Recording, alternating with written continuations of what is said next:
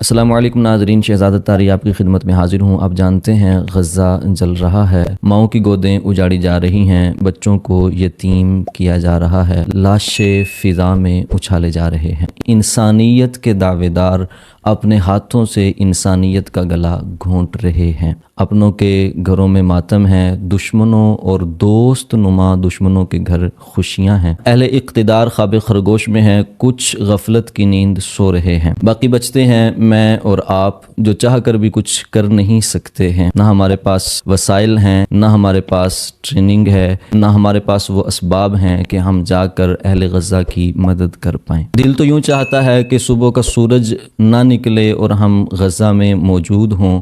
دل یہ چاہتا ہے کہ اسرائیل کی اینٹ سے اینٹ بجا کر رکھ دیں، لیکن ہاتھ بندھے ہیں، کریں بھی تو کیا کریں۔ لیکن اس کا یہ مطلب بھی ہرگز نہیں بنتا کہ ہم صرف واٹس ایپ پر سٹیٹس لگائیں، فیس بک پر ویڈیوز اپلوڈ کریں، پوسٹیں لگائیں اور اپنا فرض منصبی نبھا کر فارغ ہو جائیں۔ ہمارے ذمے کچھ اور بھی کام آتے ہیں۔ کیا کیا کام ہیں جو اس کنڈیشن میں ہمیں کرنے چاہیے؟ 4 باتیں میں آج آپ کے سامنے رکھ رہا ہوں۔ نمبر 1، اہل غزہ کا درد محسوس کریں۔ پیارے آقا صلی اللہ تعالیٰ علیہ وآلہ وسلم کی حدیث پاک ہے، مومن آپس میں ایک جسم کی طرح ہیں۔ اور بڑی پیاری مثال پیارے آقا صلی اللہ علیہ وسلم نے ارشاد فرمایا کہ جسم میں کہیں چوٹ لگتی ہے تو پورا جسم بخار میں تپنا شروع ہو جاتا ہے۔ آپ نے دیکھا ہوگا بعض دفعہ اگر انگلی پہ کٹ آتا ہے، کہیں چوٹ لگتی ہے تو ڈاکٹر حضرات دوائی میں اینٹی بایوٹک بھی شامل کرتے ہیں۔ یہ اس لیے ہوتا ہے تاکہ زخم کا انفیکشن جو ہے وہ بخار کی صورت اختیار نہ کرے۔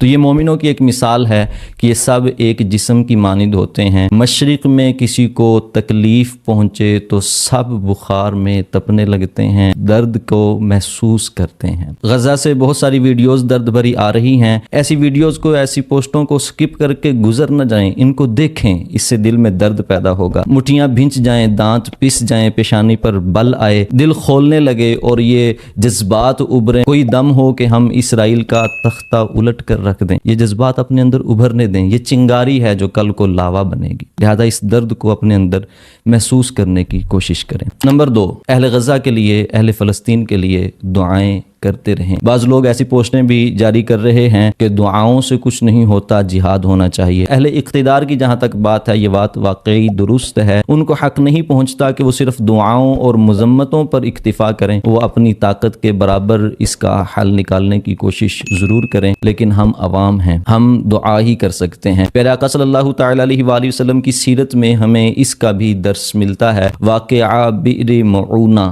ایک دردناک واقعہ تھا جس کا بخاری شریف میں اور مسلم شریف میں ذکر موجود ہے۔ کچھ غیر مسلم قبیلوں نے پیارے آقا صلی اللہ علیہ وسلم کی خدمت میں اپنا ایک نمائندہ بھیجا، سازش سے 70 قرائے کرام کو اپنے ساتھ لے کر گئے کہ یہ ہمیں قرآن کی تعلیم دیں گے۔ بئر معونہ ایک کنویں کا نام ہے، وہاں پہنچ کر انہوں نے ان 70 قاری حضرات کو، جو قرآن کے بہترین قاری بھی تھے، عالم بھی تھے، ان کو شہید کر دیا۔ پیارے آقا صلی اللہ تعالیٰ علیہ وآلہ وسلم کو اس کا سخت صدمہ ہوا۔ 1 مہینے تک پیارے آقا صلی اللہ تعالیٰ علیہ وآلہ وسلم فجر کی نماز کے دوران ان قبیلوں پر لعنت فرماتے رہے اور ان کے خلاف دعائیں کرتے رہے۔ پیارے آقا صلی اللہ تعالیٰ علیہ وآلہ وسلم چاہتے تو ان کے اوپر پتھر بھی برس سکتے تھے، چاہتے تو ان کے لیے زمین پھٹ سکتی تھی، پہاڑ گر سکتے تھے، آسمان سے آگ بھی برس سکتی تھی اور بجلیاں بھی گر سکتی تھیں، بہت کچھ ہو سکتا تھا۔ لیکن پیارے آقا صلی اللہ علیہ وسلم نے ہم جیسوں کے لیے بھی اپنی سیرت میں ایک سبق چھوڑا، ایسا کہیں معاملہ ہو جائے تو ہمیں دعائیں بھی کرنی چاہیے۔ لہذا اہل غزہ و فلسطین کے لیے دعائیں کرتے رہیں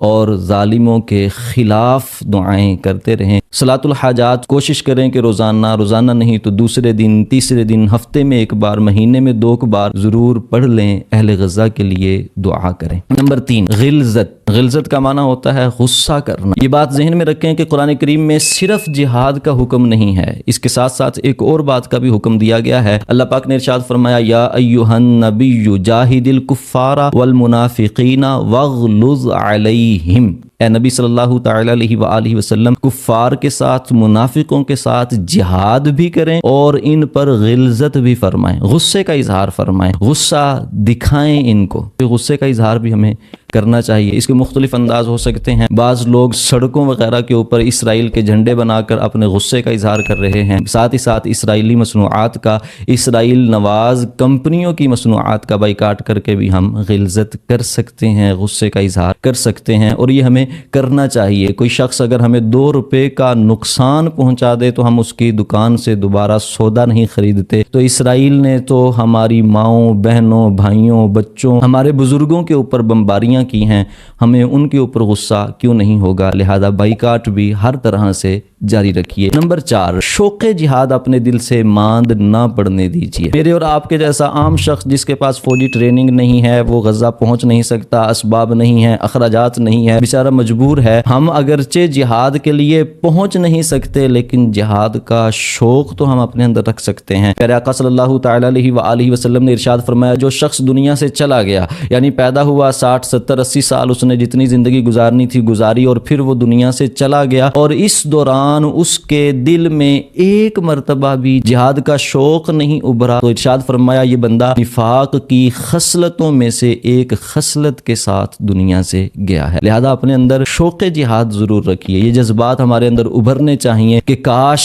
میرے ہاتھ میں بھی کچھ اختیارات ہوتے، کاش میرے پاس بھی ایسے اسباب ہوتے تو میں ضرور اہل غزہ کی مدد کے لیے پہنچ جاتا۔ غزوہ تبوک کا موقع تھا، پیارے آقا صلی اللہ تعالی علیہ وآلہ وسلم غزوہ تبوک سے فاتح ہونے کی شان کے ساتھ واپس تشریف لا رہے تھے۔ راستے میں ارشاد فرمایا کچھ لوگ ہیں جو مدینہ منورہ میں ہیں، اپنے گھر میں ہیں، بال بچوں کے ساتھ ہیں، لیکن ہم جہاں جہاں سے گزرے، جہاں جہاں ہم نے پڑاؤ کیا، وہ ہر معاملے پر، ہر جگہ پر ہمارے ساتھ تھے۔ صحابہ کرام علیہم رضوان کو حیرانی ہوئی، یہ کیسے ہو سکتا ہے؟ ہم نے تو اتنا دور کا سفر کیا، راستے کی مصیبتیں اٹھائیں، پھر میدان جہاد میں اترے، پھر مختلف مقامات پر ہم نے پڑاؤ کیا، سفر کی زندگی میں ہم رہے، پردیس کاٹے، ہم اتنی مشقتوں میں گزرے، وہ گھروں میں ہیں، وہ ہمارے ساتھ کیسے ہو سکتے ہیں؟ پیارے آقا صلی اللہ تعالی علیہ وآلہ وسلم نے ارشاد فرمایا وہ جہاد پر آنا چاہتے تھے، ان کے دلوں میں شوق موجود تھا، لیکن مجبوری کی وجہ سے وہ آ نہیں سکے۔ چونکہ ان کا دل اس طرف لگا ہوا تھا تو اللہ پاک نے ان کو وہی ثواب عطا فرمایا جو ہمیں جہاد میں شرکت کر کے عطا فرمایا ہے۔ یہ سیم کنڈیشن ہمارے والی ہے۔ اگر کوئی طریقہ ہو سکتا تو ہم ضرور اہل غزہ کی مدد کے لیے پہنچ جاتے، مگر مجبوری ہے، کیا کریں؟ نصیب میں تو یہ نامرادی کے دن لکھے تھے۔ لہذا